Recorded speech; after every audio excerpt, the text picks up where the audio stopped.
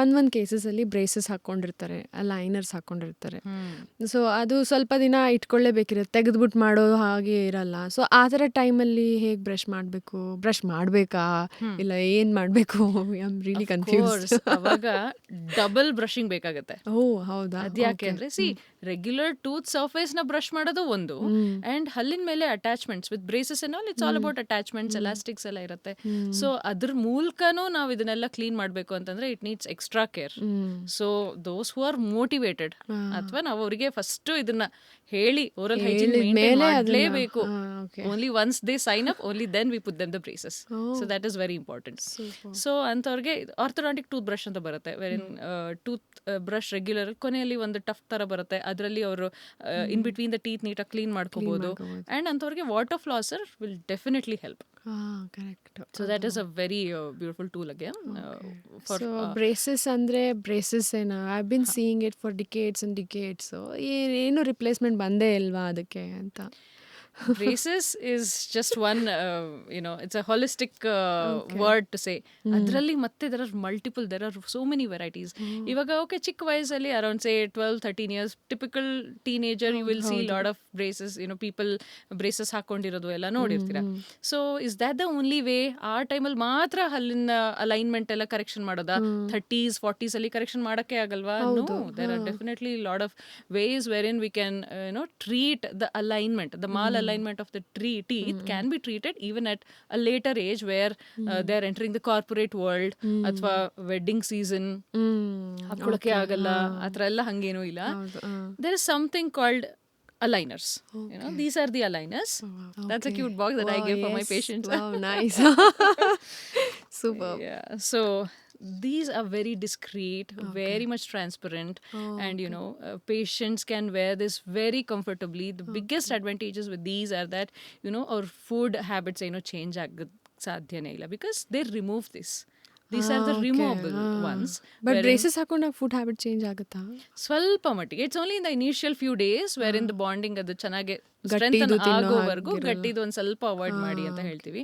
By 4 or 5 days they should be able to eat chapati ಆ ಥರದ್ದೆಲ್ಲ, ರೊಟ್ಟಿ ಆ ಥರದ್ದೆಲ್ಲ ತಿನ್ಬೋದು. ಬಟ್ ಅಷ್ಟೇ ಎಫೆಕ್ಟಿವ್ ಇರುತ್ತಾ ಇದು? Of course. This may take a little longer for little complex cases, but every condition, every malalignment can be treated with the aligners. So it is as effective as the regular braces. So braces allanu matte regular conventional anta barutte, and then you have self ligating and then lingual orthodontics. Idellanu different varieties wherein adu ಕಾಣಿಸದೇ ಇರೋ ಥರ at a later age, as I said. Then these are the best ones. ಇದು mild corrections ಇಂದ ಹಿಡಿದು, as I said, complex corrections ಕೂಡ it is possible with these aligners.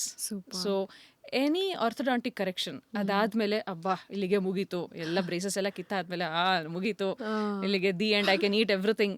It's not really so, because our teeth will have the memory. Yes. It has its own It can brain. go back to the... Exactly. So orthodontic teeth movement ಮಾಡಿದಾಗ position A ಇಂದ position B ಗೆ move ಆಗಿರುತ್ತೆ ಅಂತ ಇಟ್ಕೊಳ್ಳಿ ಹಲ್ಲು. So the moment those active braces are removed, active forces ಹೋಯ್ತು ಅಂದಾಗ slowly there is heavy tendency that the teeth can go back to its original position. So ಅದನ್ನ prevent ಮಾಡೋದಕ್ಕೆ we give something called as retainers, and that's ultra important. ನೀವು braces ಎಷ್ಟು ಹುಮ್ಮಸ್ಸಿಂದ, interest ಇಂದ, enthusiastic ಆಗಲಿ I have these aligners ಅಂತ ಹಾಕೊಂಡಿರ್ತಾರೆ, ಅದೇ ಅಷ್ಟೇ ಇಂಪಾರ್ಟೆನ್ಸ್ ಕೊಟ್ಟು you will have to wear the retainers, because retainers are as important as these braces, as I said. Otherwise the teeth will go back. ಎಲ್ಲಿಂದ ಅದು ಹಲ್ move ಆಗಿದೆ, migrate ಆಗಿದೆ ಅಂತ ಅದಕ್ಕೆ ಜ್ಞಾಪಕ ಇರುತ್ತೆ, ಅಲ್ಲೇ ಹೋಗ್ಬಿಡತ್ತೆ. ಸೊ ರಿಟೈನರ್ಸ್ ಹಾಕೊಂಡು we have to retain that teeth in the newly acquired position in the jaw. So retainers also look something similar, but it's an entirely different ಇದರಲ್ಲಿ ಮಾಡೋದು. But those are very very important that they wear. ಇದೆಲ್ಲ ಯಾಕೆ ಮಾಡ್ತಾರೆ ಅಮ್ಮ? You mean why dentistry? No, why braces, why all these things? Alignment ಬೇಕು ಅಂತ ಏನಕ್ಕೆ? ಚೆನ್ನಾಗಿ ಕಾಣ್ಲಿಕ್ಕೆ ಮಾಡ್ತಾರಾ? Yes, of course. That is like one of the last reason why we do the alignment correction. The topmost reason ಹೇಳ್ಬೇಕಂದ್ರೆ is the functionality. Okay.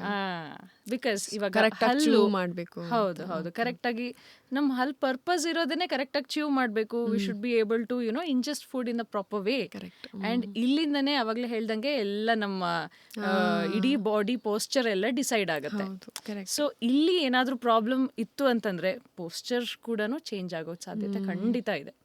So alignment of the teeth is very very important. Functionality maintain ಮಾಡೋದಕ್ಕೆ ಚೆನ್ನಾಗಿ ತಿನ್ಬೇಕು. ಇವಾಗ ಅದೇ ಹಲ್ಲು ಕ್ರೂಕೆಡ್ ಆಗಿತ್ತು ಅಂತಂದಾಗ ಅವಾಗ ಹಲ್ಲಲ್ಲಿ ಸಂಧಿಗೊಂದಿಗಳಲ್ಲೆಲ್ಲ ತುಂಬಾ ಕೊಳೆ ಕೂತ್ಕೊಳ್ಳುತ್ತೆ. ರೆಗ್ಯುಲರ್ ಬ್ರಷಿಂಗ್ ಅಲ್ಲಿ ಇಟ್ ಇಸ್ ನಾಟ್ ಪಾಸಿಬಲ್. ಅವಾಗ ಏನಾಗುತ್ತೆ, ಗಮ್ ರಿಸೆಷನ್ ಆಗುತ್ತೆ. Okay. Like this is the normal. Okay, ಇಲ್ಲಿ ಗಮ್ಸ್ ಇರುತ್ತೆ. If we don't maintain it, ಇಲ್ಲಿ ಯೆಲ್ಲೋ ಬ್ಯಾಂಡ್ ಏನ್ ಕಾಣಿಸ್ತಾ ಇದೆ, that is the plaque and the tartar that accumulates over a period of time. That will eventually result in recession of the gums. ಅಂದ್ರೆ bone ಸವಿಯತ್ತೆ, ಆಮೇಲೆ ಗಮ್ಸ್ ಕೂಡ ಕೆಳಗಡೆ ಇಳಿಯಕ್ ಶುರು ಆಗುತ್ತೆ. And this will gradually result in mobility of the teeth. ಹಲ್ ಅಲ್ಲಾಡಕ್ ಶುರು ಆಗುತ್ತೆ. Okay. Okay. So this is something called as periodontitis condition. Okay, so it could be localized to 1 or 2 teeth, or it could be generalized. ಎಲ್ಲ ಹಲ್ಗಳಲ್ಲೂ ಈ ಥರದ್ದು ಒಂದು condition ಈಡ್ ಮಾಡ್ಬೋದು. So ಇದ್ಯಾವುದು ಆಗಬಾರ್ದು ಅಂತಂದ್ರೆ 6 months once. 6 months once.